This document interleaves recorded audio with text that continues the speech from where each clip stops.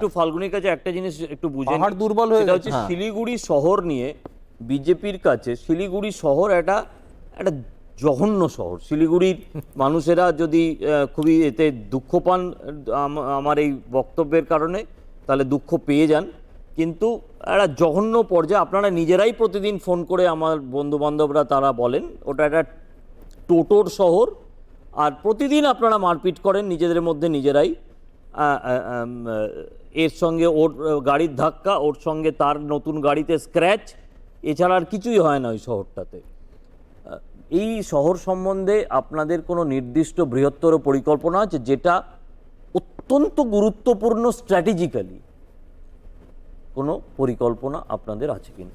না দেখুন, আমি একটা জিনিস বলি, সরকার বদল না হলে পূর্ণাঙ্গ পরিকল্পনা করেও খুব একটা লাভ হয় বলে মনে হয় না ঠিক রাজ্যের ক্ষেত্রে। বিশেষত সারা আমরা প্রথম থেকেই দেখে এসেছি যে উত্তরবঙ্গ অবহেলিত।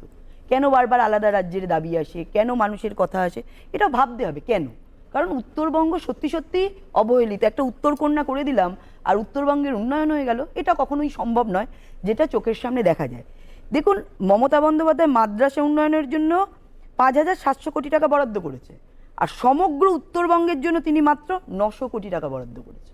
তাহলে আমাদের দৃষ্টিভঙ্গি প্রথম থেকে আমরা কোন জায়গায় রেখেছি উত্তরবঙ্গের জন্য, সেটা কিন্তু আমরা পরিষ্কারভাবে দেখতে পাচ্ছি।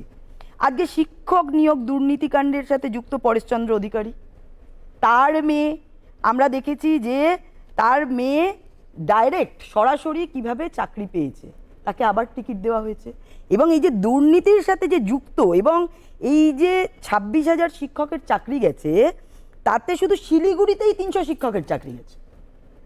আপনি যে উন্নয়ন বলছেন, শিক্ষা মানুষের চেতনা আনে, আর সেই চেতনায় সমাজের বদল ঘটায়। শিক্ষার এই হাল, পরিকাঠামোর এই হাল। আপনি ভাবুন, দক্ষিণ দিনাজপুর এমন 147 স্কুল রয়েছে যেখানে শূন্য ছাত্রছাত্রী, স্কুলে শূন্য ছাত্রছাত্রী, শূন্য। চাঁচল কলেজের ভেতর রবীন্দ্রনাথ ঠাকুরের ছবি পুড়িয়ে দেওয়া হচ্ছে। অভিযুক্তকে ফাইয়াজ আলমকে তৃণমূল ছাত্র পরিষদের নতুন মালদা জেলা কমিটির কর্মসমিতির সদস্য হিসাবে নিয়োগ করা হয়েছে। তো এই যদি দৃষ্টিভঙ্গিতে আমরা উত্তরবঙ্গ চালাই, যে কথায় কথায় আমরা দেখছি এই কলকাতা শিলিগুড়ি যে হাইওয়েটা, এটার উপরে ভীষণ অত্যাচার হচ্ছে। ঘন্টার পর ঘন্টা আটকে থাকছে। আলাদা দিন রাখছি, এটা আরেকটা জিনিস ভাবতে হবে, আমরা আলোচনা করি। আমাদের ওমরপুর অবধি আপনি যেতে পারবেন, ওমরপুরের পর থেকেই আপনার হোটেলে আটকে তরুণীকে নির্যাতন, আপনি ভাবুন। আচ্ছা, সৎ বাবা নাবালিকা ধর্ষণের অভিযোগ।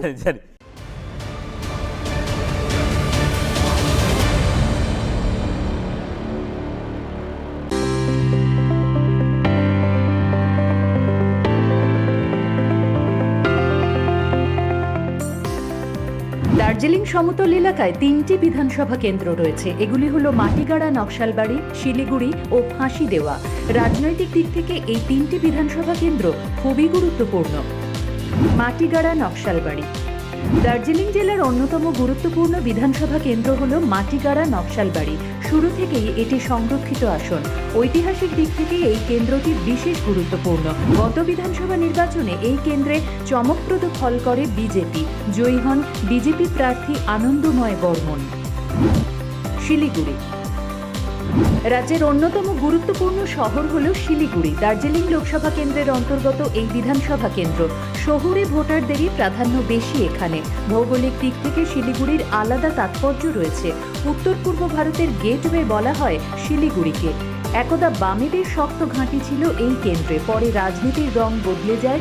গত বিধানসভা নির্বাচনে জয়ী হন বিজেপি প্রার্থী শঙ্কর ঘোষ। ফাঁসি দেওয়া।